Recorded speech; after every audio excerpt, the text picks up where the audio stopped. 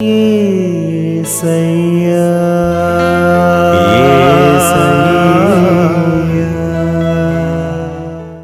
హల్లెలూయా. దేవునికి స్తోత్రం. ఈ వాక్యం వింటున్న వారందరికీ యేసుప్రభు వారి నుండి ఆశీర్వాదం, ఆరోగ్యం, ఐశ్వర్యం, సంతోషం, సమాధానం, నిరీక్షణ కలగాలని ప్రార్థిస్తూ, సమస్త మహిమ, ఘనత, స్తోత్రం యేసుప్రభు వారికే చెల్లిస్తూ, ఈరోజు మనం పరిశుద్ధ గ్రంథం నుండి యోబు గ్రంథం 5వ అధ్యాయం 18వ వచనం చదువుకుని ధ్యానించుకుందాం. ఆయన గాయపరిచి గాయమును కట్టును, ఆయన గాయము చేయును, ఆయన చేతులే స్వస్థపరచును. మనం కొన్నిసార్లు మితిమీరి తప్పులు చేస్తాము. అప్పుడు మన బాధ్యత గల పరమ తండ్రి మనల్ని గాయపరిచి మనల్ని సరైన మార్గంలోనికి నడిపిస్తారు. అలా సరైన మార్గంలోనికి వచ్చిన వారు మరలా తప్పులు చేయకుండా నడుచుకునే శక్తిని కూడా ఇస్తారు. తద్వారా వారు నీతిమంతుల వలె దేవుణ్ణి ఘనపరుస్తూ ముందుకు సాగుతారు.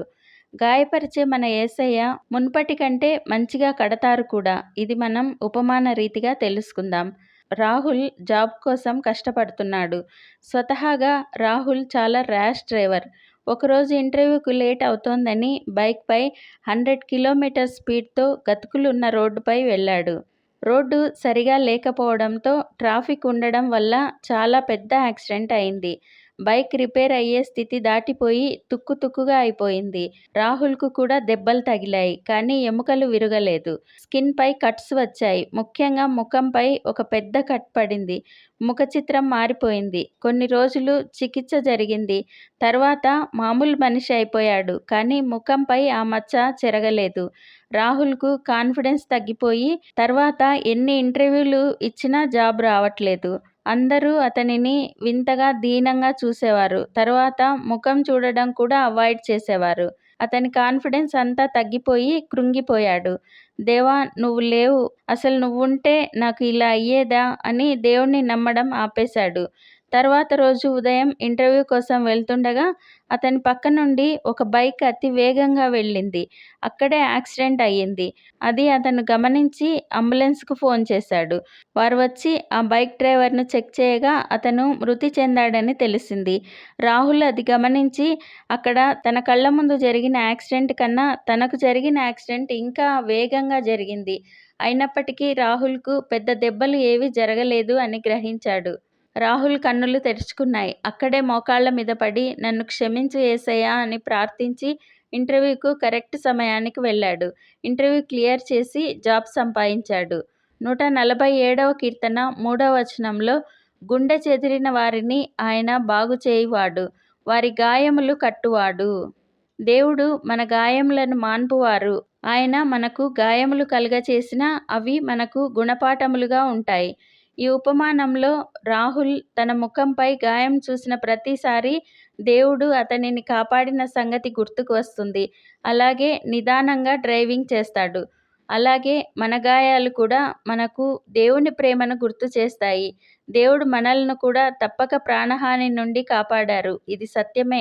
ఇది మనం గుర్తు పెట్టుకుని ఆయనకు కృతజ్ఞతాస్తుతులు చెల్లించవలసిన విషయం. మనలను దేవుడైన యేసు ప్రభు వారు ఎంతో ప్రేమిస్తున్నారు. ఇది నిత్యము సత్యమే. ప్రార్థన చేసుకుందాం. ప్రభువా, దేవా, సర్వాధికారి తండ్రి, మీ పరిశుద్ధ పాదాలకు వందనాలు, స్తుతులు, స్తోత్రాలు నాయనా. మీరు మా జీవితాల్లో జరిగించిన మేళ్ళన్నింటికీ వందనాలయ్యా. మా పట్ల మీరు కలిగి ఉన్న ప్రేమను బట్టి వందనాలయ్యా. మేము తప్పు చేస్తే మమ్మను ప్రేమించే తండ్రిగా గాయపరిచి మమ్మల్ని సరైన దారిలోనికి నడిపించి మమ్మను మునుపటి కంటే ఘనంగా నిలబెడతారు అని తెలిపినందుకు వందనాలు తండ్రి. మేము ఎప్పుడూ కూడా మీ ఉనికిని ప్రశ్నించే వారి వల్లే ఉండకుండా చేయండి. మేము మీ ప్రేమను ఇతరులకు చాటి చెప్పే వారిలా ఉండేందుకు సాయం చేయండి. ఈ ప్రార్థనలో పాల్గొంటున్న వారందరికీ మీ ఆశీర్వాదం, ఆరోగ్యం మెండుగా ఉండేందుకు సాయం చేయండి. వారెప్పుడూ తప్పులు చేయక మీ వెంటే ఉండేందుకు సాయం చేయండి. వారికి అన్ని రంగాలలో జయ జీవితం దయచేయండి. మేమందరం ఈ దేశానికి, ప్రపంచానికి ఆశీర్వాదకరంగా ఉండేలా ఆశీర్వదించమని నజరేయుడైన యేసుక్రీస్తు నామంలో ప్రార్థిస్తున్నాం తండ్రి. ఆమెన్. ప్రతిరోజు మీ కామెంట్స్ చూస్తున్నాము. ఈ ఉపవాస ప్రార్థనలలో మీకోసం కూడా రోజు ముమ్మారు ప్రార్థిస్తున్నాము. భయపడకండి, దిగులు పడకండి, కృంగిపోకండి. యేసుప్రభు వారు తప్పక విడుదలనిస్తారు. ఆయన మహాకృప మనతో ఎల్లప్పుడూ ఉంటుంది. Amen. Thank you Jesus. God bless you. మేము మా ఛానల్లో అందించిన ఇతర వీడియోలను కూడా తప్పకుండా చూసి మీ మిత్రులకు షేర్ చేయగలరు. ఇప్పటి వరకు మా ఛానల్ సబ్స్క్రైబ్ చేయకుంటే వెంటనే సబ్స్క్రైబ్ చేసి కొత్త వీడియోల నోటిఫికేషన్స్ కోసం సబ్స్క్రైబ్ బటన్ పక్కనే ఉన్న బెల్ గుర్తును క్లిక్ చేయండి. అందరికీ వందనాలు.